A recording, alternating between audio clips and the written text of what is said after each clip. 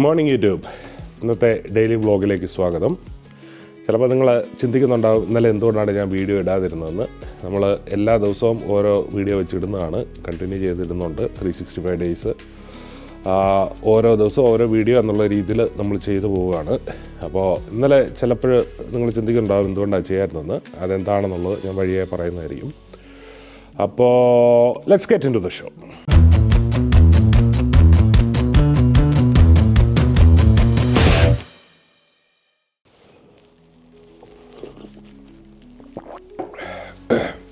അപ്പോൾ ഞാൻ പറഞ്ഞു വന്നത്, എൻ്റെ മൂത്ത മോൻ്റെ ബർത്ത്ഡേ ആയിരുന്നല്ലോ കഴിഞ്ഞ ദിവസം. അങ്ങനെ ആ ബർത്ത്ഡേയുടെ ദിവസം തന്നെ ഒരു പനി വന്നിരുന്നു. ആ പനി കുറച്ചായിട്ട് ഞങ്ങളുടെ ഫാമിലി മുഴുവൻ എല്ലാവർക്കും പകർന്നിട്ടുണ്ട്. അവൻ്റെ കുഴപ്പമല്ല, അവനാകെ ഭയങ്കര സോറി ആയിട്ട് നടക്കുകയാണ്. അവൻ്റെ കുഴപ്പം കൊണ്ടല്ല, പക്ഷെ നമ്മൾ ടേക്ക് കെയർ ചെയ്തല്ലേ പറ്റുള്ളൂ. അപ്പോൾ കുട്ടികളെ നോക്കുന്നതിൻ്റെ ഒക്കെ ആയിരിക്കാം. എന്താണേലും എനിക്കും പിടിച്ചു, വൈഫിന് വരെ പിടിച്ചിട്ടില്ല, മറ്റുള്ള 2 കുട്ടികൾക്കും പിടിച്ചു. അങ്ങനെ മൂത്തവൻ്റെ പനി ഏതാനും കഴിഞ്ഞു. ഇന്നലെ എനിക്ക് നല്ല പനിയായിരുന്നു. 40 ഡിഗ്രി 42 ഡിഗ്രി ഒക്കെ 41 ഡിഗ്രി ഒക്കെ ഉണ്ടായിരുന്നു രാത്രിയിൽ പനി. മാത്രമല്ല എൻ്റെ പ്രഷർ ഒത്തിരി കുറവായിരുന്നു. അപ്പോൾ എന്താണ് പ്രഷർ ഇപ്പോൾ എത്ര ആണെന്ന് നമുക്കൊന്ന് നോക്കാം.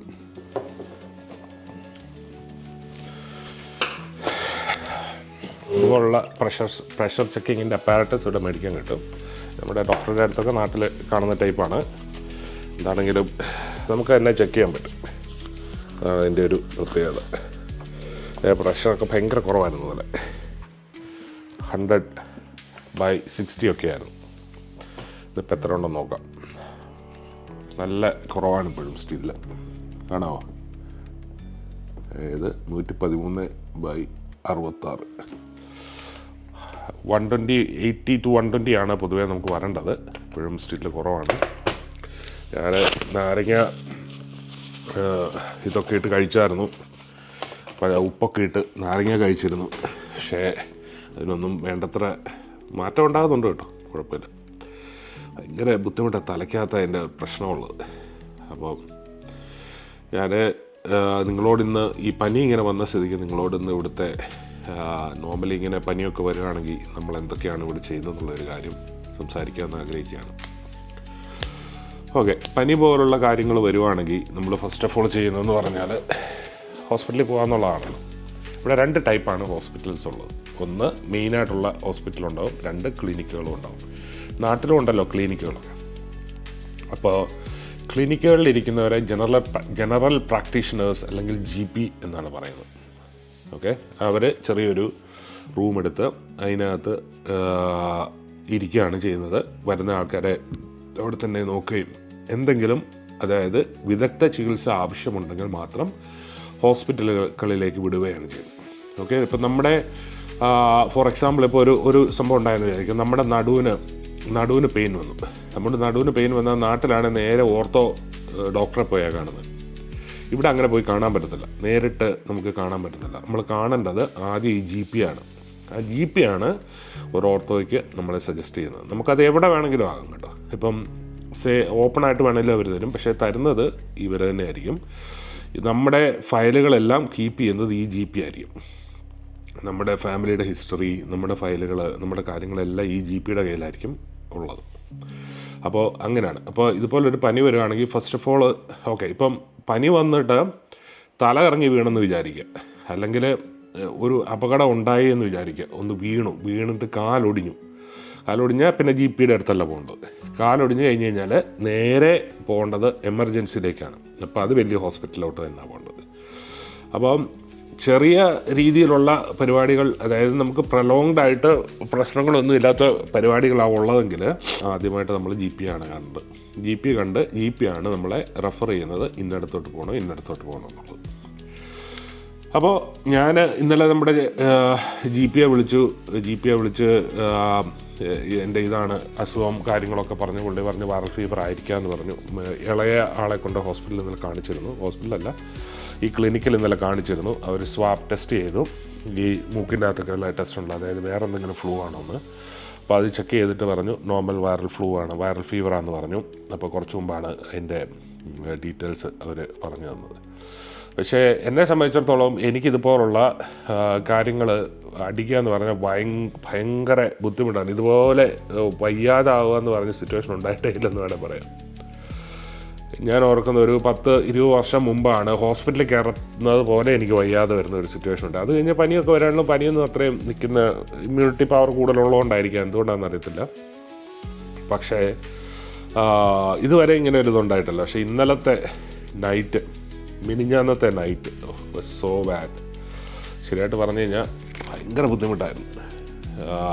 എന്ത് ചെയ്യണമെന്നറിയാം. ഞാനെന്നാൽ ഒരു പോയിന്റിൽ അത് ഓർത്തെന്ന എമർജൻസിയിലോട്ട് പോയാലോ എന്ന് വിചാരിച്ചു. പക്ഷേ എമർജൻസി ചെന്നിട്ടും കാര്യമൊന്നുമില്ല, അവരവിടെ ഇരിക്കാൻ പറയത്തേ ഉള്ളൂ. നമ്മൾ ശരിയായിട്ട് പറഞ്ഞാൽ പനിയുള്ള ആൾ നമ്മൾ ഞാൻ പറഞ്ഞല്ലോ കുറച്ചുകൂടെ നമുക്ക് പ്രൊലോങ് ചെയ്യാവുന്ന അസുഖങ്ങൾ ഉള്ള ആളാണെങ്കിൽ നമ്മൾ ക്ലിനിക്കിലാണ് പോകേണ്ടത്. നമ്മൾ എമർജൻസി ചെന്നാലും അവർ പറയും അവിടെ ഇരുന്നോളാൻ പറയും. ഇമ്പോർട്ടൻ്റ് ആയിട്ട് ആദ്യം വരുന്നവരെ കയറ്റി വിടത്തേ ഉള്ളൂ. അപ്പോൾ അവരുടെ കാര്യങ്ങളൊക്കെ ചെയ്യത്തുള്ളൂ, നമ്മളോട് അവിടെ ഇരിക്കാൻ പറയത്തുള്ളൂ. ഇവൻ ഛർദ്ദിച്ചുകൊണ്ടിരിക്കുകയാണെങ്കിൽ തന്നെയും ഞാൻ ഓർക്കുന്നുണ്ട് കുറേ നാൾ മുമ്പ് നമ്മുടെ പുള്ളിക്കാരിയാണോ അതോ പിള്ളേരാരണ്ടാണോ എന്നറിയത്തില്ല, ഭയങ്കര ഛർദ്ദിലായിരുന്നു. കൊച്ചായിരുന്നു തോന്നുന്നു, ഭയങ്കര ഛർദ്ദിലായിരുന്നു. അപ്പോൾ വേറെ ഈ ഫ്ലൂയിഡ് പൊയ്ക്കൊണ്ടിരിക്കുന്നതുകൊണ്ട് എനിക്കങ്ങ് പേടിയായി. ഞങ്ങളെന്തായാലും നേരെ എമർജൻസി കൊണ്ടുപോയി. ഒരു 10-15 വർഷം മുമ്പാണ്.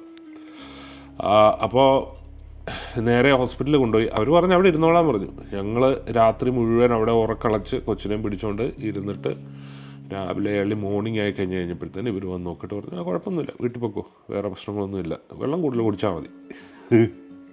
ഇതാണ് നമ്മുടെ നാട്ടിലെ, ഇതാണ് ഏറ്റവും എനിക്ക് ഇഷ്ടമുള്ളൊരു കാര്യം. നമ്മൾ ഒരു അസുഖമായിട്ട് നേരെ എമർജൻസിയിലോട്ട് ചെന്നാൽ നേരെ ഡോക്ടറുടെ അടുത്ത് ചെല്ലും, നേരെ അത് ഹാൻഡിൽ ചെയ്യും, നേരെ മരുന്നുകളോ അല്ലെ ഡ്രിപ്പ് ഇടാനാണ് എന്താണ് സ്ട്രെയിറ്റ് ആയിട്ട് ചെയ്യുമെന്നുള്ളതാണ്. ഇവിടെ അങ്ങനെ ഒരു പരിപാടിയേ ഇല്ല. ഇവിടുത്തെ സിസ്റ്റം അങ്ങനെയല്ല. അത് നമുക്ക് ഭയങ്കര ബുദ്ധിമുട്ടുണ്ടാകും ചില സമയങ്ങളിൽ. അസുഖങ്ങളൊന്നും വരാത്ത ഇതാണ്, കുഴപ്പമൊന്നുമില്ല. പക്ഷേ ഇതുപോലുള്ള സിറ്റുവേഷൻസിൽ വയ്യാതെ വരുന്ന അവസരങ്ങളിലൊക്കെ എന്തോ ചെയ്യാൻ പറ്റും. കുഞ്ഞുങ്ങൾക്ക് വല്ല വയ്യാഴിയും വന്നു കഴിഞ്ഞ് കഴിഞ്ഞാൽ പിന്നെ പറഞ്ഞിട്ട് കാര്യമുണ്ട്. അപ്പോൾ അങ്ങനെയൊക്കെയുള്ള സിറ്റുവേഷൻസ് ആണെന്ന് പറയുമായിരുന്നു. പിന്നെ ഈ പറയുന്ന പോലുള്ള മെയിനായിട്ടുള്ള വേറെ ഡോക്ടേഴ്സിനെ കാണണമെന്നുണ്ടെങ്കിൽ അതും ഈ പറഞ്ഞ പോലെ തന്നെ നമ്മൾ വേറെ ഇതെടുക്കുകയാണ്, അപ്പോയിൻമെൻറ്റുകൾ എടുത്തിട്ട്. അപ്പോൾ ഈ GP തന്നെ നമ്മളെ റെഫർ ചെയ്യും. ഓർത്തോയെ കാണണമെങ്കിൽ അയാൾക്ക് വേണ്ടി റെഫർ ചെയ്യും. എന്നിട്ട് ചെയ്യുന്ന പരിപാടി എന്ന് പറഞ്ഞാൽ അയാൾക്ക് ഒരു ലെറ്റർ തരും. നമ്മൾ അവരെ വിളിച്ചിട്ട് ഈ GP പറഞ്ഞതാണെന്ന് പറഞ്ഞ് അപ്പോയിൻമെൻറ്റ് എടുക്കും. ചെന്ന് കഴിയുമ്പോഴത്തേക്ക് ഈ ലെറ്റേഴ്സ് കൊടുക്കും, പുള്ളിയെ കാണിക്കും, പുള്ളിയുടെ ഡീറ്റെയിൽ എല്ലാം കാണിക്കും. പിന്നെ നമ്മൾ അയാളുടെ അടുത്തോട്ടല്ല പോകേണ്ടത്, തിരിച്ച് ഈ GPയുടെ അടുത്തോട്ട് തന്നെയാണ് പോകേണ്ടത്. അപ്പോൾ ഈ GP ആണ് പിന്നീട് പറയുന്നത് എന്താണെന്നുള്ളത്. പക്ഷേ ഇപ്പോൾ ഒന്നിൽ കൂടുതൽ കൺസൾട്ടേഷൻ ഉണ്ടെങ്കിൽ നമ്മൾ തിരിച്ച് അങ്ങോട്ട് തന്നെയാണ് പോകേണ്ടത്. അവിടെ ചെന്ന് കഴിയുമ്പോൾ അവർ ഹാൻഡിൽ ചെയ്യും. പക്ഷേ ഒരു തവണയൊക്കെ ഉള്ളെങ്കിൽ തിരിച്ച് GP തന്നെയാണ് ബാക്കി കാര്യങ്ങളെല്ലാം ഹാൻഡിൽ ചെയ്യുന്നത്. സോ ഡിഫറെൻ്റ് ആണ് കേട്ടോ. നാട്ടിലേതും ഇവിടുത്തേതും വെച്ച് നോക്കിക്കഴിയുമ്പം എൻ്റയർലി ഡിഫറെൻ്റ് ആണ്.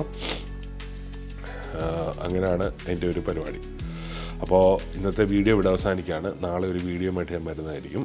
എന്താണല്ലോ അന്നേരത്തിന് പനിയൊക്കെ കുറയുമെന്ന് വിചാരിക്കുന്നു. പനി ഇപ്പോൾ കുറവുണ്ട്, പക്ഷെ എന്നാലും വയറിളക്കമുണ്ട്, ഈ പറയുന്ന പോലെ തുമ്മലുണ്ട്, തുമ്മലല്ല തൊണ്ടവേനയുണ്ട്, തുമ്മലുണ്ട് ആക്ച്വലി, തൊണ്ടവേനയുണ്ട്, ചുമയുണ്ട്, മൂക്കടഞ്ഞിരിക്കുകയാണ്. അപ്പോൾ ഒരു ഫ്ലൂവിൻ്റെ എല്ലാ ലക്ഷണങ്ങളും ഉണ്ട്. പക്ഷെ എന്നാലും ഐ എം റിക്കവറിങ്. ഇന്നലത്തേതിലും ബെറ്റർ ആയിട്ടുണ്ട്, ഇന്ന് മാറ്റം ഉണ്ടായിട്ടുണ്ട്. പക്ഷേ വീഡിയോ എന്ന് പറയാൻ നമുക്ക് ചെയ്യാതിരിക്കാൻ പറ്റത്തില്ലല്ലോ. അപ്പോൾ നാളെ കാണാം. നാളെ കാണുന്നവരെ സന്തോഷമായിരിക്കുക, ആരോഗ്യമായിരിക്കുക. See you on the next one.